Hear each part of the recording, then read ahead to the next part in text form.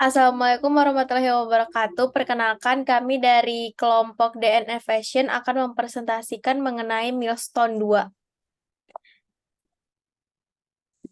Jadi, nama venture kita itu adalah DNF Fashion. Terus, mengapa kita membuat ini? Ide bisnis ini kami wujudkan agar limbah pakaian bekas tidak menumpuk sehingga merusak lingkungan. Pengolahan ulang pakaian membantu mengurangi limbah tekstil dan mendukung konsep keberlanjutan. Dengan memperbaiki, mengganti, atau mendaur ulang pakaian bekas, kami berkontribusi dalam mengurangi limbah tekstil dan dampak negatifnya terhadap lingkungan. Kemudian, apa yang kita lakukan? Jadi, bisnis yang kita lakukan ini yaitu mendaur ulang pakaian bekas, melibatkan proses penggantian, perbaikan, atau daur ulang pakaian bekas untuk menciptakan pakaian yang baru, unik, atau lebih baik. Kami melakukan modifikasi desain dengan mengubah desain atau gaya pakaian dengan menambahkan detail, menghilangkan bagian tertentu, atau mengubah potongan pakaian. Kemudian kami juga mendaur ulang, yaitu memanfaatkan pakaian bekas untuk membuat pakaian baru dengan cara yang kreatif, misalnya membuat baju lama menjadi rompi atau rok. Material combining juga menggabungkan berbagai pakaian bekas untuk menciptakan suatu pakaian yang unik, seperti memadukan kemeja dan kain tenun. Kemudian bagaimana kita memecahkan masalah dan menghasilkan pendapatan. Jadi yang pertama itu kita memahami permasalahannya. Yang kedua, kita melakukan riset pasar. Yang ketiga, kita melakukan kreativitas dalam desain. Yang keempat, kita melakukan branding dan marketing. Yang kelima, kita melakukan pemilihan penetapan harga. Dan yang keenam, kita melakukan evaluasi. Kemudian, di sini saya akan menjelaskan tentang masalah atau peluangnya. Jadi konteksnya itu permasalahan pada pakaian bekas bisa muncul dalam berbagai tahapan dan berbagai aspek. Beberapa titik masalah yang mungkin timbul pada pakaian bekas yaitu produksi. Jadi selama produksi pakaian baru banyak limbah tekstil yang dihasilkan. Kemudian ada konsumen, di mana setelah pakaian dibeli konsumen, permasalahan sampah yang terjadi, konsumen memutuskan untuk membuang pakaian yang sudah tidak terpakai lagi. Kemudian gaya hidup yang boros, dan yang terakhir fast fashion. Kemudian masalah yang menjadi akar permasalahannya yaitu terjadi karena banyaknya pakaian bekas yang menumpuk, seperti pakaian yang terlalu kecil atau besar, sehingga pakaian tersebut hanya menjadi sampah. Kemudian sehingga dengan mengolah kembali pakaian tersebut, maka akan mengurangi sampah pakaian yang ada. Permasalahan limbah pakaian bekas mempunyai akar yang kompleks. Beberapa faktor utamanya itu konsumsi yang berlebihan, tren terkini yang mendorong pembelian pakaian dalam jumlah besar, kurangnya mendaur ulang, dan kurangnya kesadaran. Kemudian ada alternatif yang kita lakukan, yaitu adalah pelanggan dapat melakukan beberapa tindakan untuk membantu mengatasi masalah pakaian bekas dengan cara mengurangi konsumsi, penggunaan kembali pakaian yang telah lama, mendaur ulang, serta peningkatan kesadaran. Kemudian yang paling sering memiliki masalahnya yaitu terjadi di kalangan masyarakat. Namun ada beberapa kelompok yang mungkin paling sering mengalami permasalahannya adalah masyarakat perkotaan, generasi muda yang sering berganti pakaian mengikuti tren, dan penggemar fashion.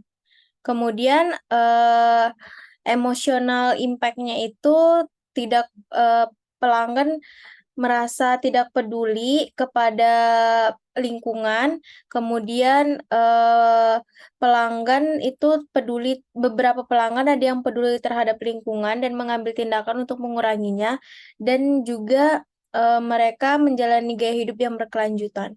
Dampak kualifikasinya itu termasuk Kementerian Lingkungan Hidup dan Kehutanan melalui SIPSN mengungkapkan Indonesia menghasilkan 2,3 juta ton sampah pakaian atau setara dengan 12% sampah rumah tangga. Dari total sampah pakaian hanya 0,3 juta ton sampah pakaian yang didaur ulang. Kemudian ada alternatifnya, yaitu meskipun terdapat beberapa alternatif untuk mengatasi permasalahan limbah pakaian bekas, ada beberapa kelemahan yang mungkin terkait dengan alternatif ini, yaitu pembakaran sampah, mendaur ulang bahan kimia, mengurangi kualitas pakaian, serta ketergantungan pada daur ulang. Selanjutnya ada problem interview dan survei result. Jadi di sini kita mewawancarai 20 orang, di mana metodenya itu kita melalui kuesioner dan juga beberapa dari mereka ada yang setuju bahwa limbah pakaian bekas merupakan salah satu masalah dan menginginkan solusi. Mereka mengatakan bahwa limbah pakaian bekas merupakan salah satu masalah lingkungan yang serius dan terdapat kebutuhan untuk mengurangi jumlah pakaian yang dibuang. Dan ada juga 2 dari 20 pelanggan yang kita wawancarai, mereka mengatakan tidak memerlukan solusi baru. Jadi para pelanggan ini mengatakan bahwa mereka telah menyumbangkan atau menjual pakaian bekas mereka. Selanjutnya ada market size estimation-nya, di mana target pasarnya atau TAM itu usaha rework pakaian bekas fashion pada pria dan wanita di usia 15-30 tahun di daerah Jabodetabek, em, pria maupun wanita. Jumlah penduduk Jabodetabek pada tahun 2023 sekitar 33, juta jiwa. Dengan demikian, TAM bisnis ini sekitar 33, juta jiwa. Kemudian ada segmentasi pasarnya, yaitu lokasinya di Jabodetabek. Eh, Kemudian kita pada pria dan wanita yang berusia 15-30 tahun. Kemudian gaya hidupnya itu yang peduli terhadap lingkungan, menyukai fashion, dan memiliki daya beli dengan kriteria tersebut. Kemudian dikelompokkan menjadi 2 segmen, yaitu segmen yang pertama, segmen pria dan wanita berusia 15-30 tahun yang berdomisili di Jabodetabek, peduli terhadap lingkungan, menyukai fashion, dan memiliki daya beli menengah ke atas. Kemudian yang segmen 2 memiliki daya beli menengah ke bawah. Kemudian ada segmen pasarnya atau SOM itu em, mempunyai potensi pasar yang lebih besar karena mempunyai daya beli yang tinggi. Analisis TAM SAM-SOM-nya itu menunjukkan bahwa usaha rework pakaian pada pria dan wanita berusia 15-30 tahun di Jabodetabek mempunyai potensi pasar yang besar. Bisnis ini juga menyasar pada segmen 1, yaitu pria dan wanita yang berusia 15-30 tahun yang berdomisili di Jabodetabek, peduli lingkungan, menyukai fashion, dan memiliki daya beli menengah ke atas.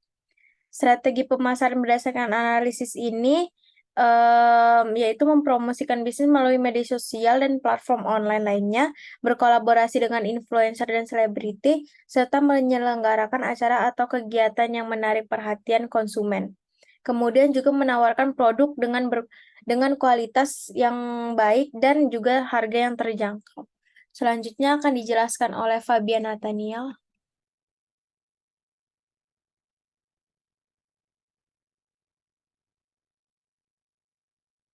Selanjutnya itu ada uh, customer persona, yaitu ada goals-nya. Itu Karisma ini ingin mencari produk fashion yang unik, berkualitas, dan juga ramah lingkungan. Ia juga ingin mendukung dunia usaha yang peduli terhadap lingkungan. Lalu ada frustration-nya itu, Karisma frustasi dengan banyaknya limbah tekstil yang dihasilkan industri fashion. Ia pun frustasi dengan sulitnya mencari produk fashion unik dan berkualitas dengan harga yang terjangkau.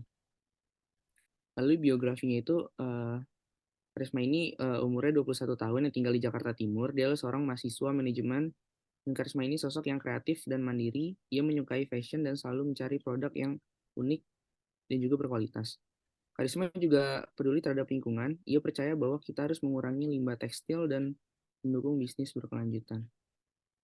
Tujuannya adalah untuk mengumpulkan informasi tentang persona pelanggan ideal Anda yang kemungkinan besar akan membeli produk atau layanan Anda. Ini membantu untuk menyenangkan pelanggan bagi pengguna. Lalu ada value proposition canvas. Um, apa yang anda tawarkan untuk membuat pelanggan senang? Yaitu kami akan menyediakan berbagai model fashion unik seperti baju, tas, celana, topi, dan lain sebagainya. Lalu apa produk atau layanan yang Anda tawarkan? Produk fashion yang akan ditawarkan itu seperti baju, pakaian celana, topi, atau lain sebagainya. Lalu fitur yang dimiliki untuk menawarkan atau meredakan itu milik pelanggan sakit. Kami menawarkan produk berkualitas tinggi, harga terjangkau, memberikan program menarik seperti diskon atau mengembalikan barang bila tidak sesuai.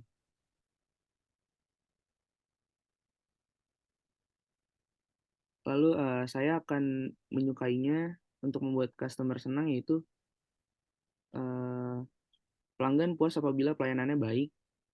Yang kedua itu produk sesuai dengan yang diinginkan. Dan yang ketiga itu harganya yang terjangkau.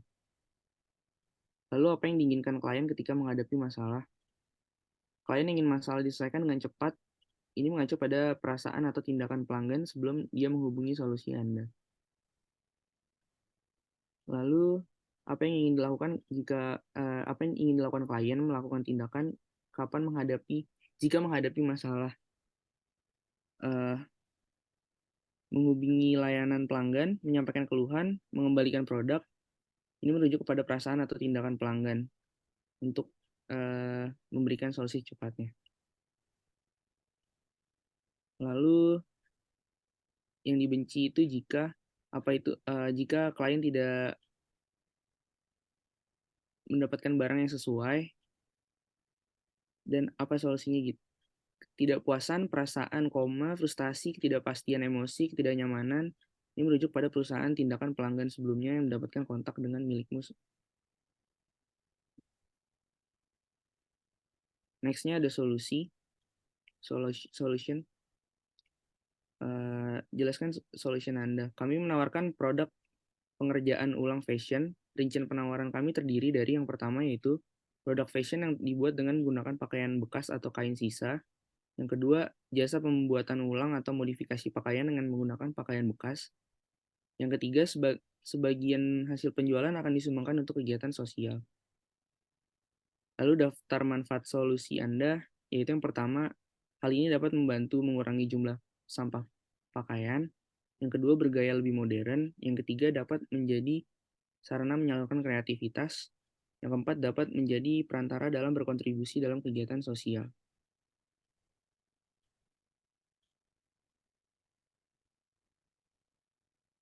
Selanjutnya ada competition analysis. Manfaatnya dari produk itu pengerjaan ulang crew neck dari pesaing 1, 2, 3, 4, dan 5. Yang dapat dilihat di sini yaitu dari DNA Fashion sendiri mendapatkan harga yang lebih terjangkau karena dengan barang yang ada seperti pengerjaan ulang pakaian yang sudah tidak terpakai dan sebagainya. Dan packagingnya lebih unik dan lebih siap untuk dipasarkan. Lalu marketnya sendiri itu memiliki minus sendiri karena belum mendapatkan customer yang tepat dan pasti. Next. Selanjutnya akan dibacakan oleh Putri Nisrina. Selanjutnya adalah Lean Canvas, di mana masalah pada Lean Canvas ini harga produk fashion yang mahal, lalu ada produk fashion yang kurang unik. Untuk alternatif yang adanya adalah toko pakaian konvensional dan mode toko online shopping gitu.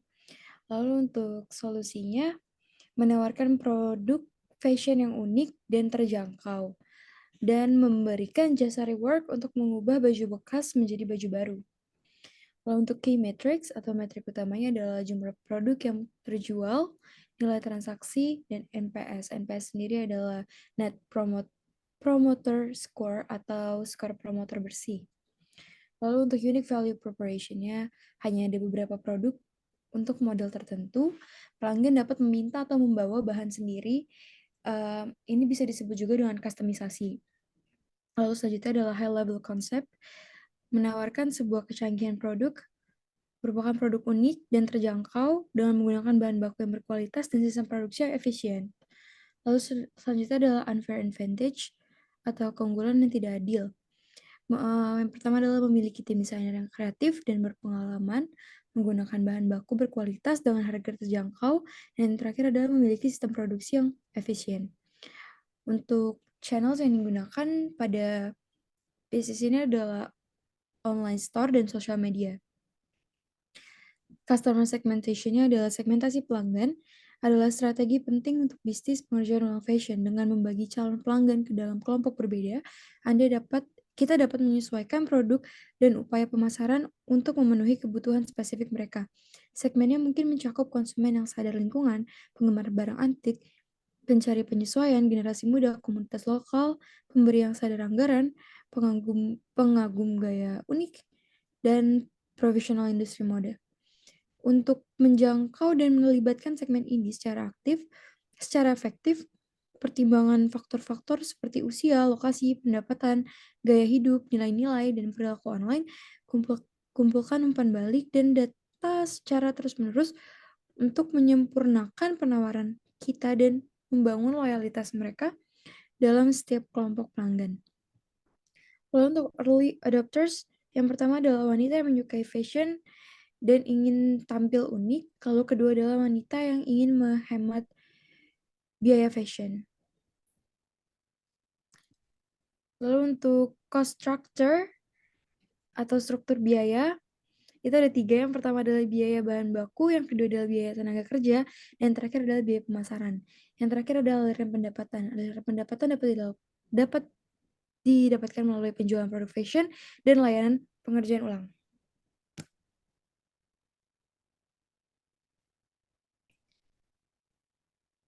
Lalu selanjutnya adalah MVP. Yang pertama adalah provide full product or service description. Rework fashion atau dikenal juga dengan istilah fashion rework atau upcycle fashion merupakan tren industri fashion yang bertujuan untuk menciptakan pakaian atau aksesoris baru dari bahan bekas atau barang bekas. Konsep tersebut muncul sebagai respons terhadap permasalahan lingkungan, limbah tekstil, dan dampak negatif industri fashion konvensional. Berikut adalah beberapa elemen kunci dari daur ulang fashion, yaitu adalah pemberdayaan kreativitas, pengurangan limbah, kepedulian terhadap lingkungan, dan penyesuaian. Lalu yang kedua adalah prototype dari fashion rework sendiri. Di sini ada gambar-gambarnya, contohnya adalah topi yang terbuat dari jeans bekas atau denim bekas yang disusun menjadi topi. Lalu kedua adalah kaos oblong yang dipadukan dengan bahan denim. Lalu yang ketiga adalah tas tote bag yang terbuat dari denim juga, dari jeans bekas. Lalu yang terakhir adalah celana jeans yang dibuat ulang menggunakan bahan bekas, yaitu bahan utamanya adalah jeans. Yang ketiga adalah provide video link of the working prototype. Ini adalah link untuk cara pembuatan fashion rework yang kita dapatkan melalui TikTok. Lalu selanjutnya, description of how the product will work and steps customer will follow. Pengerjaan ulang fashion rework sendiri juga dikenal sebagai fashion daur ulang yang melibatkan pengubahan pakaian dan tekstil lama tidak terpakai atau dibuang menjadi pakaian atau aksesoris baru dan bergaya. Proses cara kerja pengerjaan ulang fashion ini adalah melibatkan beberapa langkah utama ya, seperti sumber bahan, desain, dan konseptualisasi, dekonstruksi, persiapan bahan, rekonstruksi, penyesuaian, kendali mutu, serta presentasi dan penjualan. Lalu yang selanjutnya adalah MVP validation. What is your MVP? Berapa lama kami akan menguji MVP ini? Kami menguji MVP ini selama 2 minggu. Siapa target audiens kami untuk tes ini? Dan berapa banyak dari mereka? Target kami dalam pengujian ini adalah orang-orang yang menyukai fashion ramah lingkungan, vintage, trendy, dan peminat produk ramah anggaran. Lalu selanjutnya adalah Bagaimana kita bisa menjangkau audiens tersebut dengan memanfaatkan media sosial atau informasi secara langsung seperti promosi Instagram Story, TikTok, dan Twitter.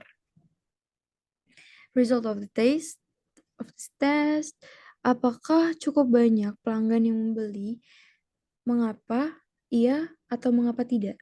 Cukup banyak pelanggan yang akan membeli fashion reward kami, yaitu pelanggan yang menyediakan pakaian bekas berkualitas dengan harga terjangkau, mulai dari 50.000 hingga 300.000.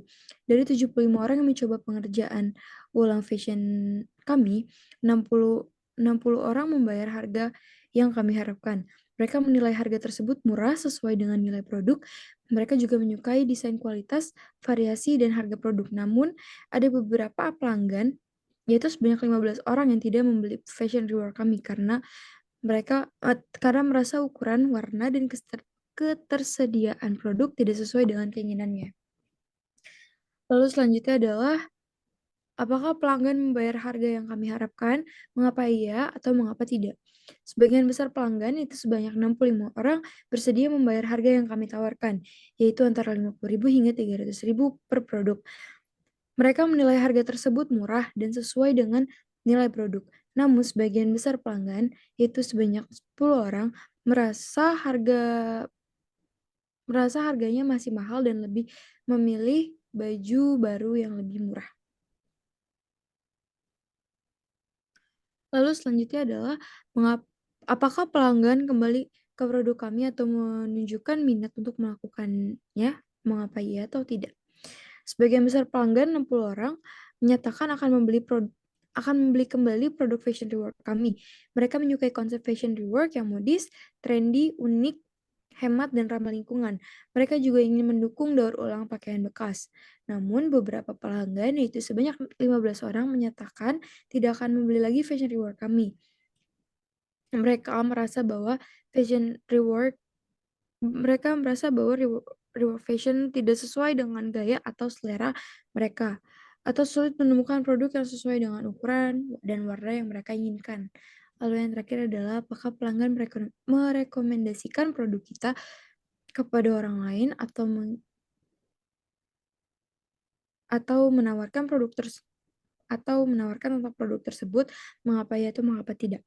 Sebagian besar pelanggan, itu sebanyak 65 orang, merekomendasikan pengerjaan ulang fashion kami kepada orang lain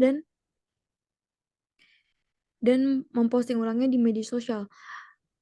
Mereka menganggap pengerjaan ulang fashion sebagai layanan yang inovatif, kreatif, dan bermanfaat. Mereka juga ingin berbagi pengalaman positifnya dengan teman atau keluarganya. Namun, beberapa orang tidak merekomendasikan pengerjaan ulang fashion kami kepada orang lain atau membagikannya. Mereka merasa pengerjaan ulang fashion adalah pelayanan yang biasa-biasa saja, tidak menarik, atau tidak ada gunanya. Lalu untuk conclusion-nya, kita memilih adalah persevere atau bertekun. Kami memilih untuk bertahan karena hasil pengujian menunjukkan bahwa ada pasar potensial untuk rework fashion dan cukup banyak pelanggan yang puas dengan rework fashion kami. Namun demikian, kami juga perlu melakukan beberapa perbaikan seperti peningkatan ukuran produk, warna, dan stok, serta peningkatan promosi dan distribusi produk. Lalu yang selanjutnya adalah realization atau insight. Kami mengetahui bahwa terdapat pasar yang potensial dan banyak pelanggan yang puas atas layanan fashion reward kami yang menyediakan pakaian bekas berkualitas dengan harga terjangkau mulai dari 50.000 hingga 300.000 rupiah. Kami juga mengetahui bahwa ada beberapa tantangan dan area yang perlu ditingkatkan untuk layanan pengerjaan ulang fashion kami, seperti ukuran, warna, dan ketersediaan produk, kisaran harga, serta promosi dan distribusi layanan. Lalu yang terakhir adalah masalah yang kami hadapi selama pengujian adalah ukuran, warna, dan ketersediaan produk tidak sesuai dengan preferensi beberapa pelanggan. Cara untuk mengatasi masalah-masalah ini adalah dengan menambah ukuran, warna, dan stok produk, serta menyediakan ruang pas dan kebijakan penukaran bagi pelanggan.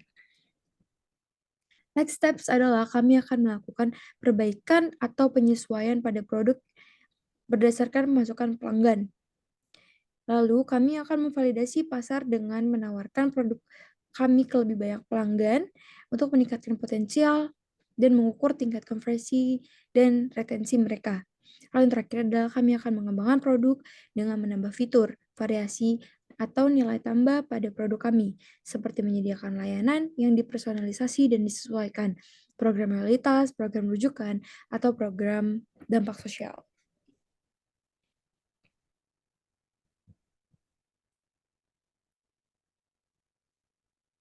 Lalu selanjutnya adalah komposisi tim. Yang pertama adalah Diva Mutiarsari selaku CEO dari kelompok kami. Lalu yang kedua adalah Fabian Nathaniel Nandiasto selaku CEO atau CTO, dan saya sendiri Putri Dislina Bartari selaku CFO dan CMO. Apa yang membuat kita menjadi tim baik untuk menyelesaikan masalah yang kita pilih? Kita bisa menjadi tim yang baik dalam menyelesaikan masalah karena pada dasarnya kita mempunyai pola pikir yang berbeda-beda. Hal itu bisa kita manfaatkan dengan cara saling menggabungkan pendapat untuk mencari jalan tengah dalam suatu permasalahan yang sedang terjadi, kemudian mengimplementasikan hasil diskusi atas permasalahan tersebut. Sekian presentasi dari kelompok kami, kurang lebihnya mohon maaf. Assalamualaikum warahmatullahi wabarakatuh.